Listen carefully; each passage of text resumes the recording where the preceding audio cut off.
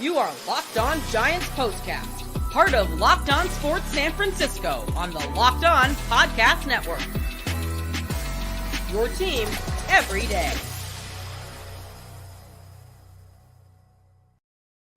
Yo, what's up, everyone, and welcome back to the Locked On Giants Postcast. I'm your host, Eric Triple E Engel. You may know me as the former producer for the Murph and Mac Morning Show on KMBR. And today, the Giants celebrate an Independence Day 4th of July afternoon with a 4-2 win over the Atlanta Braves. With the win, the Giants have now won their last 3 consecutive series. Logan Webb was absolutely nails today, but we've grown to expect that from the Giants' bona fide ace. He tossed 7 innings, only gave up 2 runs, really gave that bullpen a much needed break. And the Giants hit a couple more home runs today to give Logan some run support. You know we love that. And Camilo Doval picked up an impressive save on his 27th birthday. We'll break it all down, but first, I want to thank all of you for watching us on the Locked On Sports San Francisco YouTube channel. Please, if you aren't already subscribed, hit that subscribe button right now. Thanks also for listening on the Locked On Giants podcast feed. However you're getting the show, we appreciate you tuning in. And make sure to check out the Locked On Giants Daily Show for more in-depth coverage. Ben Kaspick does a great job. This episode is brought to you by Booking.com. Booking.yeah. The right stay can make you a fan of any city, even your rivals. Check out Booking.com for your stay today. The story of today, like I said, Logan Webb, man, dude, every time you need something from this guy, he steps up and delivers. Dude is one of the best pitchers in all of baseball. You can say what you want about the ERA and things like that, but if you actually watch the game and you watch when they gotta have it, when the chips are down, Logan Webb steps up every single time. This dude fights through every single at bat, doesn't take a pitch off ever. And I love watching this guy pitch, man. He is just gritty on the mound. He reminds me of an era long forgotten in today's baseball. And dude's pitching for length, pitching for contact, pitching to groundouts, and he gets strikeouts in the process. Don't get me wrong, but Logan Webb is just a relic that is still currently pitching in today's world, and it's so fun to watch him do his thing up there on the mound.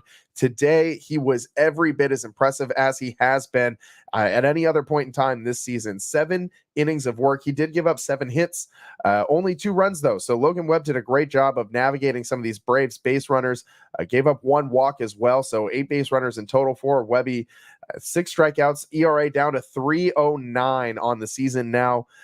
This was a really impressive win, and the Giants, this was another rubber match victory. So they now move to 8-2 in these rubber matches this season. It's been really fun to watch the Giants play these games, and now they've won.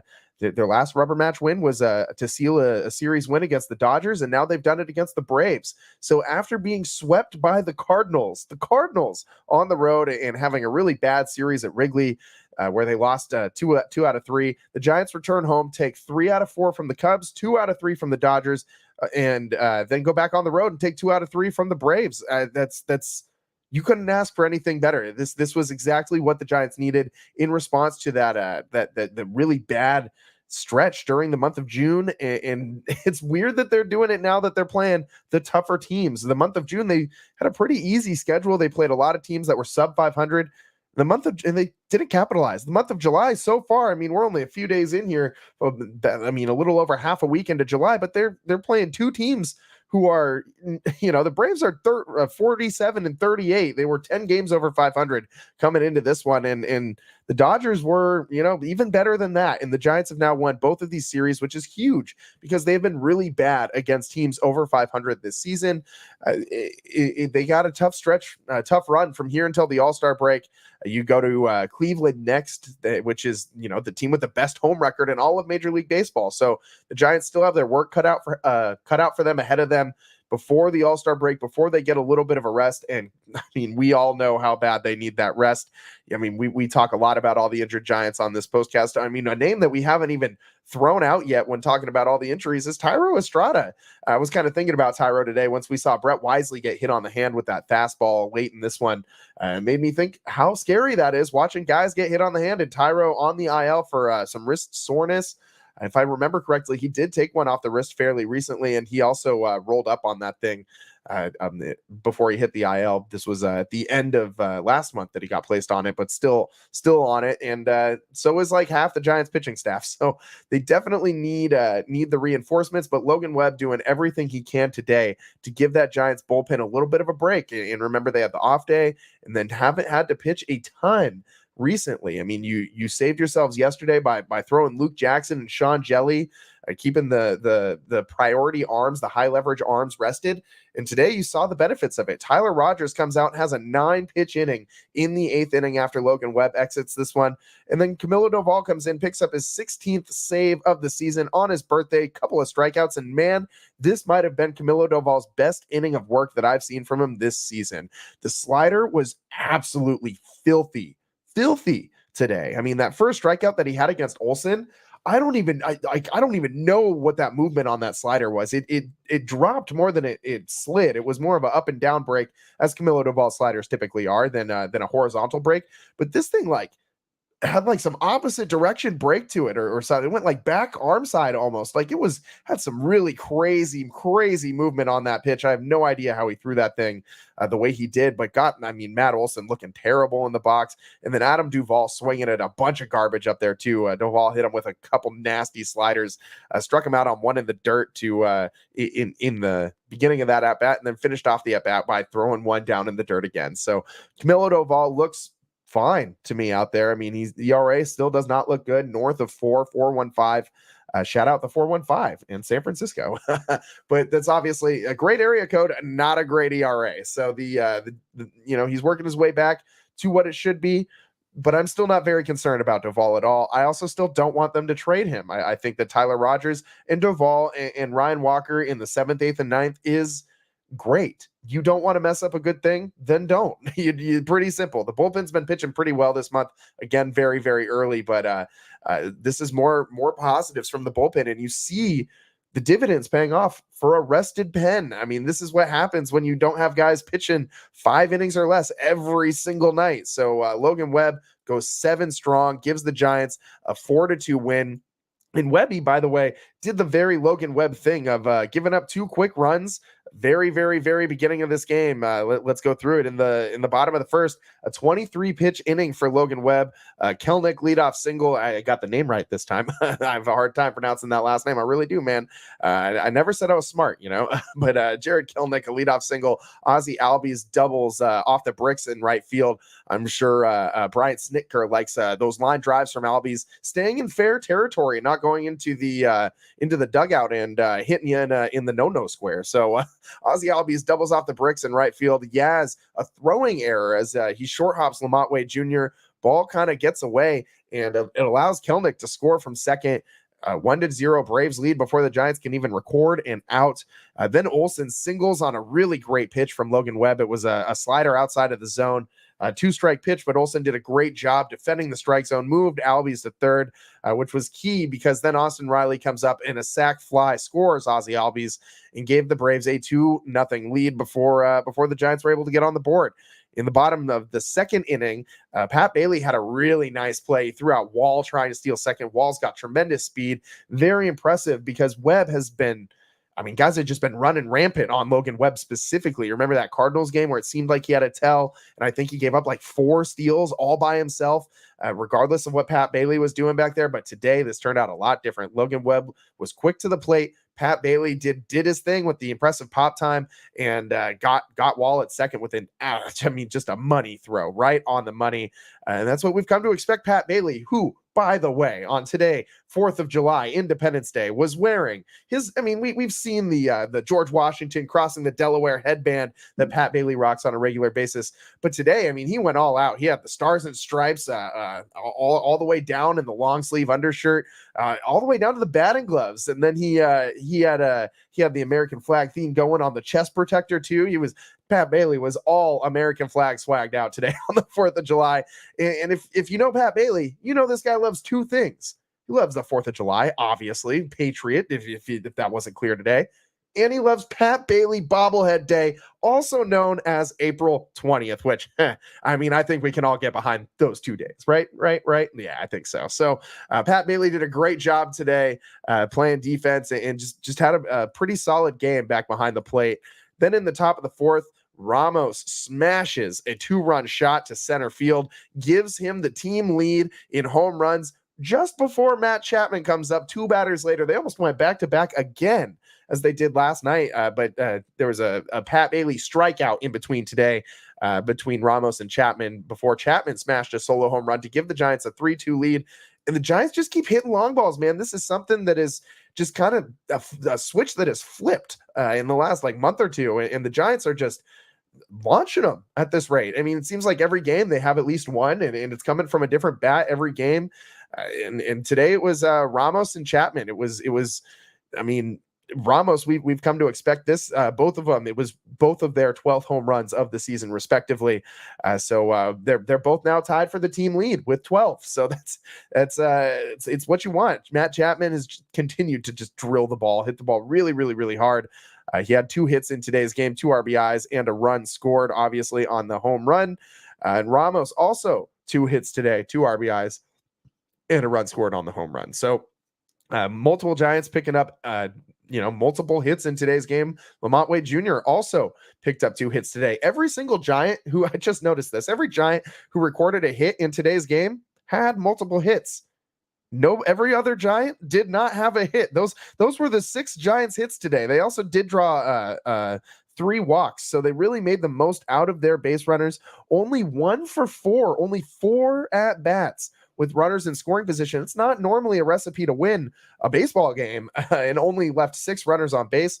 But when the Braves only have 5 at bats with runners in scoring position and only leave 4 on base, I mean, Logan Webb, that speaks volumes to what that guy did on the mound today. Really did a great job pitching around traffic and willed the Giants to a victory in this one. They win with the just 6 hits, which is not something we've seen a lot this year. They score 4 runs on 6 hits, which is a pretty solid ratio for the Giants. Is that usually they have a lot of hits and not a lot of runs on games when they collect all these hits. Giants will get 11, 12 hits in a game and only plate 3 or 4. Today, 6 hits and they score 4 runs. And obviously a lot of that comes by way of the long ball. The Giants did add an insurance run in the 6th inning. Matt Chapman check swing roller down the first baseline resulted in a double, and it scored Pat Bailey, who had gotten on base earlier after smashing one off Charlie Morton's. It was just above his. It was on his lower back. It was just above his lower back, and the ball actually kicked right to the third baseman. Made a great play on it, and we're almost able to roll 2, but the throw over back to first sailed on him, went over Olsen's head into the Braves dugout, allowed Pat Bailey to take second. That's when Chapman hit the check swing roller down the first baseline, resulted in a double, and Bailey scored. Giants were threatening later in that inning, but couldn't do anything else with it. Logan Webb, I mean, man, we can't say enough about him. In the bottom of the 6th, gets a huge double play with Ozuna in the box after a leadoff single by Ozzy Albies. Gets out of the inning fairly quickly, and only 91 pitches through 6 sets him up to pitch the 7th inning. And then he came out in 7th inning. Webby struck out Wall on his final out of the inning, his final batter that he faced. 104 pitches for Webby, 8 groundouts. He did everything. He gave up the first 2 runs in the first inning and then locked in and shut the Braves down for the rest of this game. That's just what Logan Webb does. It's who he is. It's what we've come to expect. The ground ball specialist, the ground ball guru, if you will. Logan Webb just dealing tonight, man. And one more interesting little note: Lamont Wade Jr. did exactly what Matt Chapman did, but down the third baseline in this game as well. So Lamont Wade Jr. check swing in the 7th, in the top of the 7th, the check swing double down the third baseline. And the reason I bring this up is because it was pretty clear. You could tell watching this guy run around the bases. He kind of looked like me trying to run around the bases. A little slow, more than a little slow, a little stumbly, and not the most athletic, not the most coordinated, a little bit unbalanced. It's pretty clear that his hammy is still bothering him. I mean, he really, really pulled up on the speed in that one. He did get into second safely, I mean, normal Lamont Wade Jr., like healthy Lamont Wade Jr. is in there, like no problem. And he kind of had to, that play was a little closer than it seemed like it would be at second base. That ball came in to the infield. Lamont Wade just kind of like still jogging into second, wasn't going down to slide. If the throw had been online, they actually would have had a chance to throw him out at second. So, but the point is that hamstring clearly still lingering. I mean, the Giants were really struggling at first base. David VR was doing okay, but we saw what Brooks was doing prior to that, and I mean, they were even testing Wisely over at first, which Brett Wisely is clearly not a first baseman. So, I mean, they really needed Lamont Wade Jr. to come back, and he rushed back. Yeah, those hamstrings don't heal very fast. Giants got a little bit of a ways to go until they can sit him down for a couple days on the All-Star break. That's still a couple weeks away, and it's going to be something that they're going to have to carefully monitor and navigate going forward, because Lamont Wade Jr. is going to play these games. They need to get him some rest in between now and then as well. He can't play every single day, and they can't let Lamont Wade Jr. have this injury be something that lingers in the second half of the season if they want to stay competitive and push for a second half run. We do need to take a quick break here on the Locked On Giants postcast, but a ton more to get into. Giants hitting bombs, bullpen, great start to July. Webb wills the Giants to a win. And just in general, happy 4th of July. Giants won out in Atlanta. It doesn't get any better than this, man. Doesn't get any better. Stick with us on the Locked On Giants postcast. We're going to take a quick break. We'll be right back on the other side. I'm your host, Eric Triple E Engel. We'll be right back. It's summertime, which means it's barbecue season. Stock up on all of your grilling favorites and earn cash back on every purchase when you use Ibotta. So you won't have to choose between burgers or hot dogs. You can get both. Ibotta is a free app that lets us earn cash back every time you shop, even on hundreds of items from grocery stores to beauty supplies, even toys. So you can make sure you're beating inflation no matter what you're purchasing. The average Ibotta user earns $256 per year. That could cover the cost of an entire shopping trip, that flight you've been eyeing, or the fancy dinner you've been craving, or a trip out to Oracle Park. You can save on over 2,400 brands and shop at over 1,000 retailers, including your favorite grocery stores, Lowe's, Macy's, Sephora, Best Buy, and more. Right now, Ibotta is offering our listeners $5 just for trying Ibotta by using code LOCKEDONMLB when you register. Just go to the App Store or Google Play Store and download the free Ibotta app and start earning cash back and use code LOCKEDONMLB. That's IBOTTA in the Google Play or App Store and use code LOCKEDONMLB. Welcome back to the Locked On Giants postcast. I'm your host, Eric Triple E Engel. Today, the Giants, a really impressive win, a really impressive series win, 4-2 over the Braves. And the Giants are set up to continue rolling on into Cleveland. They face the Guardians next. It'll be tough. The Guardians have the best home record in all of baseball. And Logan Webb really did a great job setting the Giants up for that series. As going forward, we have no idea who these next three starters will be. Hopefully, Kyle Harrison is going to be ready to come back at some point in this series against Cleveland. I think that's why he traveled with the team on this trip. They have a feeling that he could maybe start one of those games. He's been throwing bullpens, so he's working his way back. Has not been officially announced yet, though. I'm assuming a couple of those games are going to be bullpen games, probably, in all likelihood. So huge performance today by Logan Webb to set up that bullpen to be fresh in those games. Maybe Spencer Bivens gets a regular start like he did last time and goes 5 innings or so, 4 or 5 innings from Bivens, I think would be a success if we were able to replicate that again. But Logan Webb, I mean, this was his 19th outing tonight. He's thrown the most innings in the National League, third most in the majors. He might have actually climbed that ladder a little bit now, only trailed Logan Gilbert and Seth Lugo coming into tonight. And it was even more impressive what Webb did today, because the Braves are a team that hits the changeup really well, specifically changeups from righties. They were batting .243 batting average against it coming into tonight and had a .408 slugging percentage as a team. So that's some pretty solid numbers. Nothing, super crazy, but pretty solid numbers against changeups. And Logan actually went away from that a little bit today in this one. He relied a lot more on his sweeper. He threw 32 sweepers and only 18 changeups. So his secondary pitch that he was leaning on today was the sweeper for sure. And he got a 35% whiff rate with that sweeper, and he only got one swing and miss on the changeup. So you see why he stopped using the changeup. I mean, Logan always goes with that two-seam fastball / sinker, whatever you want to call that pitch, and changeup combination. That's just what he does. Last year, dude threw more changeups than he threw any other pitch in his arsenal throughout the whole season. And I mean, this year it's not been as dramatic of a usage split, but he throws that changeup 34% of the time on average, and that sweeper 21% of the time on average. Today it was basically inverted. Through that sweeper 32% of the time, through the changeup only 18%. So Logan Webb really adapting on the mound out there to do what he needs to do and get the Giants a win. And that's what makes him such a solid ace for the Giants. I mean, this guy, I hope that this guy retires a Giant. I hope he's a lifer. I never want to see Logan Webb wear another uniform. I mean, sticking through the Giants, re-signing with the team despite all the bad years that they had when he first got up here. I mean, they did have the 107 win season. He was a part of that, but Logan Webb just one of the best dudes on this Giants team. Easy guy to root for. It's soft-spoken, but speaks his mind and just goes out there and wins, man. Does his job every time, holds himself accountable, holds other players accountable, and plays the game with passion. I mean, if I had to pick one guy in today's baseball landscape who I'd say plays the game the quote right way, and I know that means a lot of different things, but for me, it's Logan Webb, man. That guy just epitomizes what it means to be a ball player. Dude is just tough as nails every time that he's on the mound, but does everything he can, doesn't take a pitch off. Like I said earlier, he's just grinding all the time, every time out there, expects the best from himself and his teammates.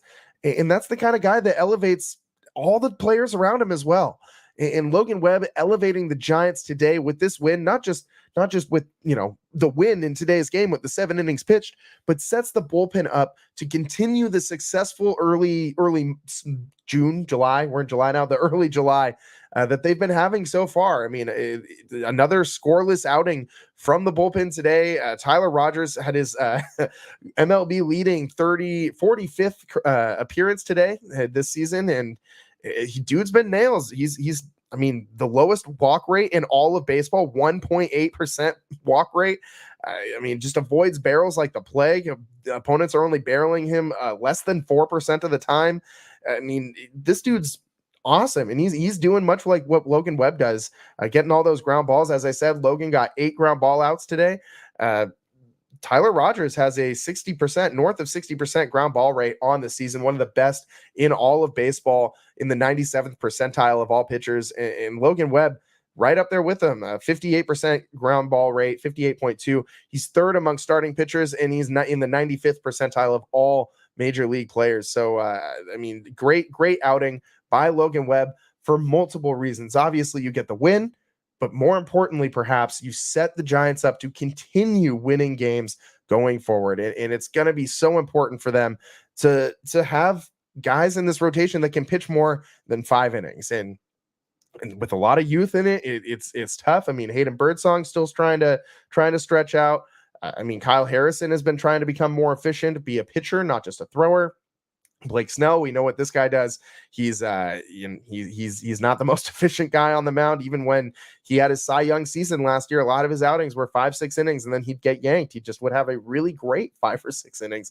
Hopefully the Giants can get at least something like that. I mean, I shouldn't say at least when we're referencing a Cy Young season, but hopefully they can get at least 5 innings of productive pitching from Blake Snell when he comes back.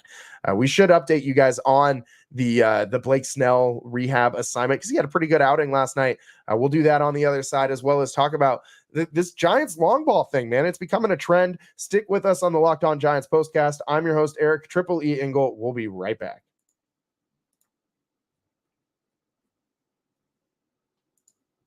This episode of the Locked On Giants postcast is brought to you by Booking.com. Booking.yeah. With summer travel heating up, especially travel for baseball games, it's time to explore those U.S. cities you always secretly wanted to learn about. Yes, we're talking about your rivals' cities. With hotels, bed and breakfast, vacation rentals, and resorts, it's so much and so much more on Booking.com. You just might find your perfect stay even in your baseball rivals' city. You guys know I love Oracle Park. It's the best park in all of baseball, in all of sports, really. But there are all sorts of other pretty cool ballparks in the National League West. I'm not going to say they're Oracle, but they're pretty cool, man. Petco down in San Diego, Coors Field in Denver, two great destinations, not just the ballparks, but the towns themselves that are beautiful this time of year, despite being infested with both Padres and Rockies fans. From hotels that overlook stadiums to friendly resorts, family-friendly resorts, Booking.com has so many choices across the U.S. for your summer travel this MLB season. The right stay can make you a fan of any U.S. city, even your rivals. Book today on Booking.com on the site or on the Booking.com app. And today's show is also sponsored by Game Time. Game Time makes getting MLB tickets even easier and faster than usual. Prices on the Game Time app actually go down the closer it gets to first pitch with killer last-minute deals, all-in prices, views from your seat, and the lowest price guaranteed. Game Time takes the guesswork out of buying MLB tickets or tickets to any sporting event concert you might want to go to. Tons of concerts coming up. You got Blink-182 at Chase Center next week. You got the Dead out in the Sphere all summer long. If you're trying to take a trip out to the desert, so many fun events this summer. And you got Giants games all the while. I love the last minute deals where you can save up to 60% on buying last minute for sports, concerts, comedy. And as I just said, there's a lot of that going on. Zone deals are pretty sweet too. If you know you want to go see the Giants and you know you want to sit in a specific part of the yard, like maybe on the right field wall up in the arcade, or maybe you want to get rowdy in those left field bleachers, you just choose a section and let Game Time choose the seats. Save even more money. And of course, you got to love the all-in pricing. Make sure to toggle this feature on to show the total upfront with no surprise fees at checkout. I hate surprise fees, so this sounds great to me. Take the guesswork out of buying tickets with Game Time. Download the Game Time app, create an account, and use code LOCKEDONMLB for $20 off your first purchase. Terms apply. Again, create an account and redeem code LOCKEDONMLB for $20 off. Download the Game Time app today. Last minute tickets, lowest price guaranteed.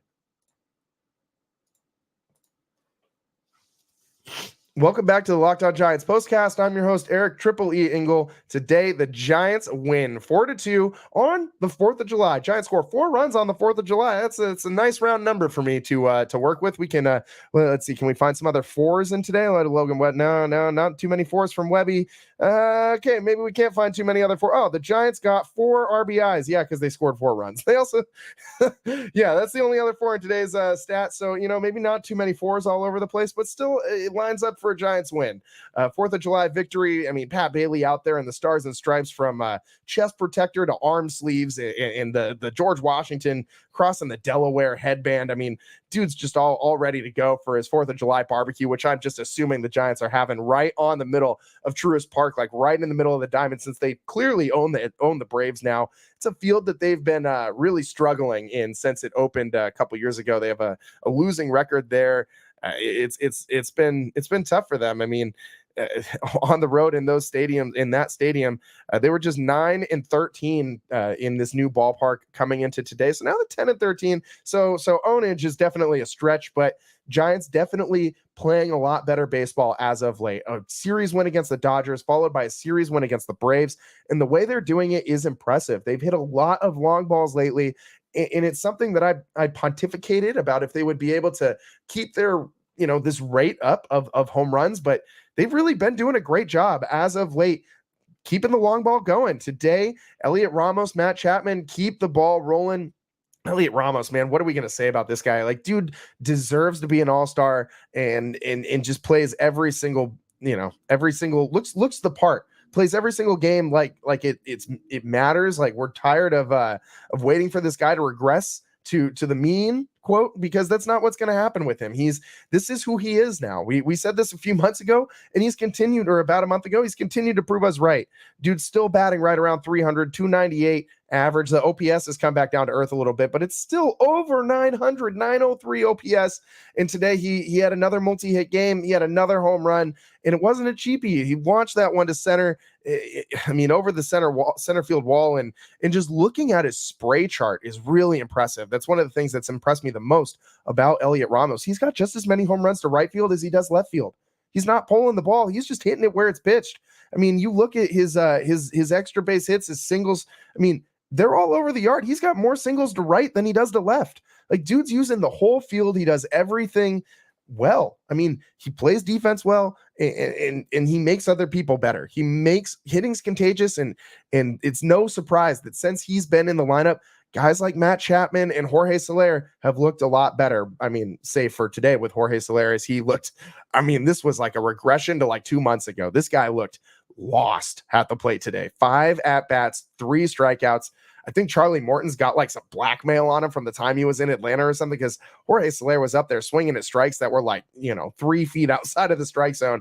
Maybe he's just, like I said, maybe Charlie Morton's got some blackmail on the guy, and Soler just, doing him some favors up there in the box, because he certainly did Morton a lot of favors with those garbage swings tonight. Let's just call it what it was. I mean, he's looked a lot better as of late, but man, was today bad for Jorge Soler. 0 for 5, 3 strikeouts. But the Giants did it with the long ball again. And this is something that they should be able to continue. You got power all up and down this lineup. Soler got a ton of power, obviously.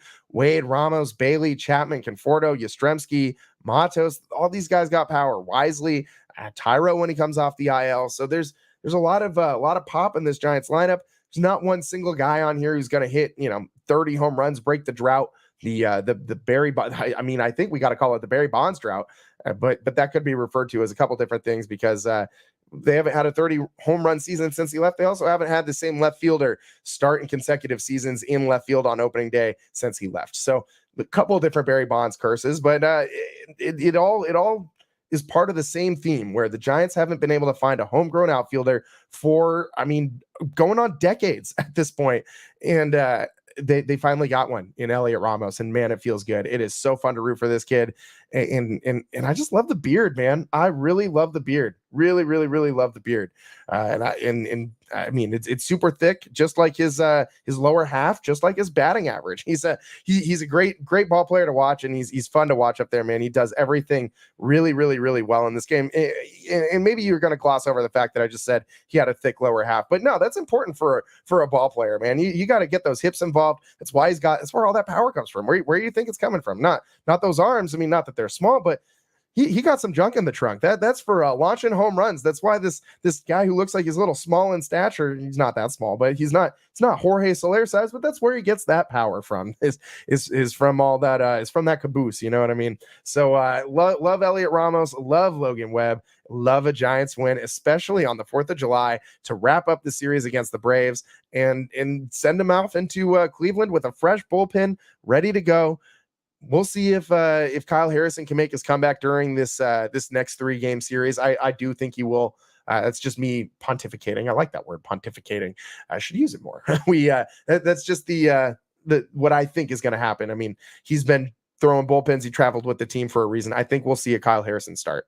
The Giants sit at 43-45 going into Cleveland. They sweep them, they'll be over 500. They probably won't sweep the Guardians at home, though. So we'll see what happens. And we got to wrap up this show. It's a Giants win today. They're at 43-45, 4-2 win over the Braves. The Braves sit at 47-38. Logan Webb improves to 7-6 on the season with the win.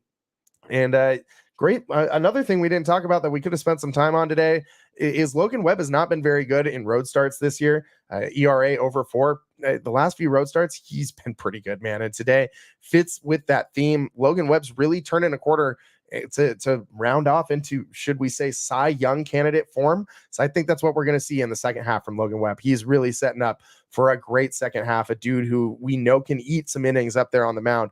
I mean, 200 plus last year. I think he's going to hit 200 plus again this year. And I think he's got a shot. I mean, we threw some money for Webby to win the Cy Young at the beginning of the year, and I think he's still got a shot. That does it for us today on the Locked On Giants postcast. I'm your host, Eric Triple E Engel. We'll come to you live tomorrow as the Giants take on the Cleveland Guardians out there in one of the worst cities in America, Cleveland. Can you name a more boring professional sports city? I challenge you, because that's my vote. So hopefully the Giants get all their fun today out of their systems in Atlanta on 4th of July, because there's probably not too much fun to be had in Cleveland. To quote the great Joakim Noah, what's so great about Cleveland?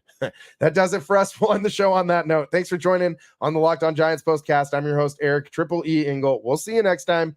Peace.